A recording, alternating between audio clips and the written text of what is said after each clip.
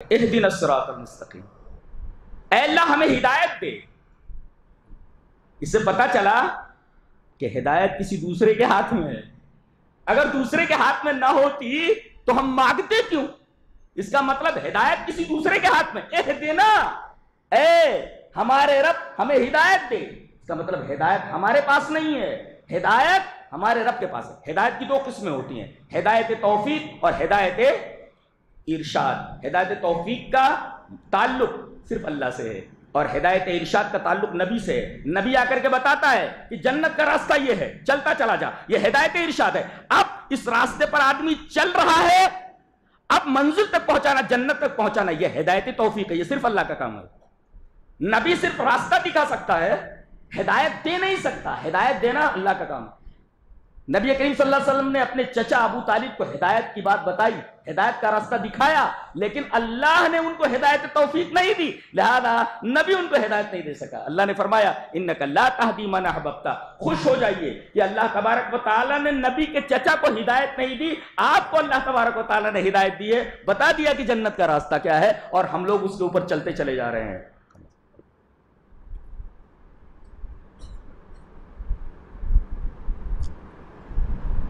کون سے راستے پر چل رہے ہیں؟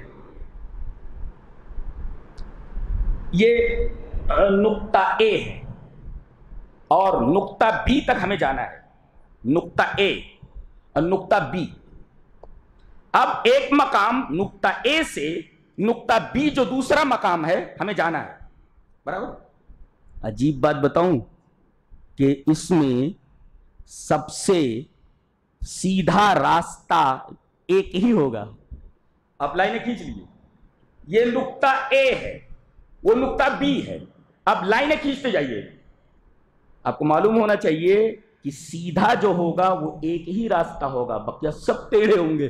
پتہ یہ چلا کہ سیدھا راستہ صرف ایک ہوتا ہے، سیدھے راستے کئی نہیں ہوتے، وہ سیدھا راستہ ایک ہی ہے اور اسی کا نام صراط مستقیم ہے۔ اور یہ بھی نقطہ یاد رکھو کہ نقطہ اے سے نقطہ بی کی طرف جو خط کھینچا جاتا ہے سب سے سیدھا ایک ہوتا ہے، اور جو سب سے سیدھا ہوتا ہے وہی سب سے شارٹ ہوتا ہے۔ اس کا مطلب ہے صراط مستقیم تمام راستوں میں سب سے شارٹ کٹ راستہ ہے، اور اللہ یہ فرما رہا ہے میرے بندے اس راستے پر تو آ جا، یہی راستہ ایک ہی ہے اور یہ راستہ تمام راستوں سے بالکل شارٹ ہے، جلدی مجھ تک پہنچ جائے گا۔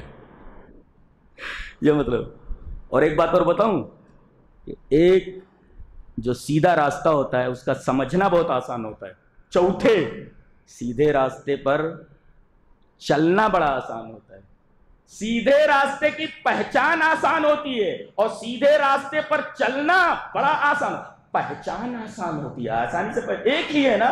اب بہت ساری چیزوں تو کون سا راستہ ہے بھائی، کون سا راستہ ہے، کون سا راستہ، تو بہت سارے راستے ہوں تو اس کی پہچان مشکل ہو جاتی ہے کہ کون سا راستہ میری منزل تک پہنچتا ہے، لیکن راستہ ایک ہو تو راستے کی پہچان اگر ایک ہو تو آسان ہو جاتی ہے۔ اور دوسرے یعنی چوتھا کہ راستہ اگر ایک ہو، سیدھا ہو، تو اس پر چلنا بہت آسان ہوتا ہے۔ اور پانچویں چیز، سیدھا راستہ اور سب سے مختصر راستہ یہ فطری راستہ ہوتا ہے، نیچرل وے ہوتا ہے، بقیہ سب ان نیچرل راستے ہوتے ہیں۔ یہ پانچویں خصوصیت ہے صراط مستقیم کی۔ اچھا، پھر صراط مستقیم کی وضاحت کی گئی، صراط مستقیم کو اور کھول کر بیان کیا گیا۔ کیا جانتے ہو صراط مستقیم کس کو بولتے ہیں؟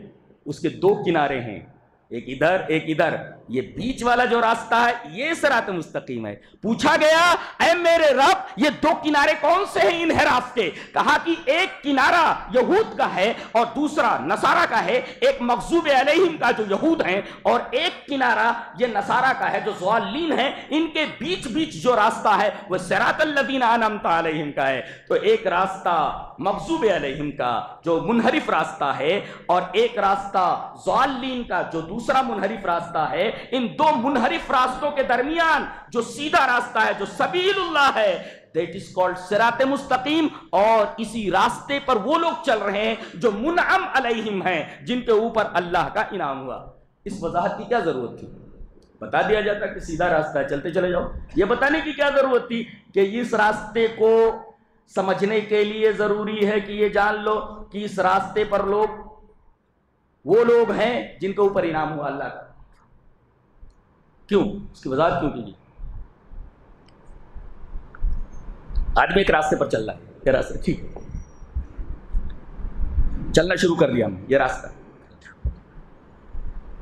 اب تھوڑی دور گئے، دیکھ رہے ہیں کوئی ہے یہ نہیں راستے میں. اب پیچھے مڑ کر کے دیکھتا ہے کہیں کوئی جانور تو نہیں آ رہا ہے. آگے دیکھتا ہے دور دور تو کوئی دکھائی نہیں دے رہا. دائیں دیکھتا ہے کہیں کوئی درندہ تو نہیں آ رہا ہے. بائیں دیکھتا ہے تو درندہ نہیں آتا. درندہ نہ کہیں نہ آ جائے، ڈرتا ہے. جانتے ہیں اگر محسوس ہو کہ میں اس راستے پر تنہا ہو تو آدمی کو وحشت ہونے لگتی ہے، اور آدمی کو جو وحشت ہوتی ہے تو اس کی رفتار کم ہو جاتی ہے. ایک آدمی دوڑتا جا رہا ہے لمبے لمبے ڈگ بھرتا ہوا آگے، لیکن اگر اسے خوف لاحق ہو جائے تو دائیں بائیں دیکھتا رہے گا، اور دائیں بائیں دیکھنے کی وجہ سے اس کا پیس کم ہو جائے گا، اس کی رفتار کم ہو جائے گی. تو ایک تو اگر آدمی اپنے آپ کو تنہا محسوس کرے کسی راستے پر تو وحشت زدہ ہو جاتا ہے، اور جب وحشت زدہ ہو جائے تو اس کی رفتار کم ہو جاتی ہے. لیکن اگر معلوم ہو کہ اس راستے پر آگے کچھ لوگ جا رہے ہیں تو ایک تو اس کی رفتار تیز ہو جائے گی، اور دوسرے یہ کہ میں اس راستے پر تنہا نہیں ہوں، اس کی وحشت دور ہو جائے گی. اللہ نے بتایا کہ آگے کون سے لوگ جا رہے ہیں. آگے انبیاء جا رہے ہیں، آگے صدیقین جا رہے ہیں، آگے شہداء جا رہے ہیں، آگے صالحین جا رہے ہیں، آگے اولیاء جا رہے ہیں. ذرا رفتار تیز کر کہ ان کی جماعت میں ان کے کارواں میں شامل ہو جا. اس وجہ سے کہا گیا کہ صراط مستقیم وہ ہے جن پر منعم علیہم کا راستہ ہے، جن پر وہ لوگ چل رہے ہیں جن کے اوپر اللہ کا انعام ہوا. آگے جا رہے ہیں وہ، تو اب معلوم ہو کہ وہ کارواں جا رہا ہے آگے تو وحشت دور ہو جائے. اچھا اچھا اچھا اچھا اچھا میں اس راستے پر تنہا نہیں ہوں. اور دوسرے یہ کہ مجھے جلدی سے اس کارواں میں شامل ہو جانا چاہیے، تو اس کی رفتار بڑھ جائے گی. اسی وجہ سے اللہ تبارک و تعالیٰ نے صراط مستقیم کی تفسیر صراط الذین انعمت علیہم سے کی، اور اس کے بعد یہ بتایا کہ صراط مستقیم بالکل سیدھا. دیکھو دائیں مت جانا، بائیں مت جانا. اس طرف گئے تو یہودیوں کے گود میں گر پڑو گے، اس طرف گئے تو نصارہ کے گود میں گر پڑو گے. دونوں کے دونوں راستے منحرف ہیں، لہذا دونوں راستے جو منحرف اور کج ہے کبھی اس راستے پر قدم مت رکھنا. یہ راستہ بالکل سیدھا ہے. کتنی بار ہم لوگ پڑھتے ہیں اس دعا کو، اے اللہ اسی راستے پر چلاتے رہنا، اس راستے کی ہدایت دے. کیوں بار بار ہدایت نہیں ملتی کیا؟ زندگی بھر ہدایت نہیں ملتی؟ ارے بھائی مانگ رہے ہیں آپ، کتنی مرتبہ مانگتے؟ 17 مرتبہ. 17 مرتبہ مانگتے ہیں یہ دعا. 17 مرتبہ آپ کو نماز میں، 5 وقتہ نمازوں میں 17 مرتبہ یہ دعا مانگنی پڑتی ہے. یہ دعا مانگنی ہے. چل رہے ہیں تو پھر کیوں دعا مانگ رہے ہیں؟ یہ بڑا الجھا ہوا سوال ہے.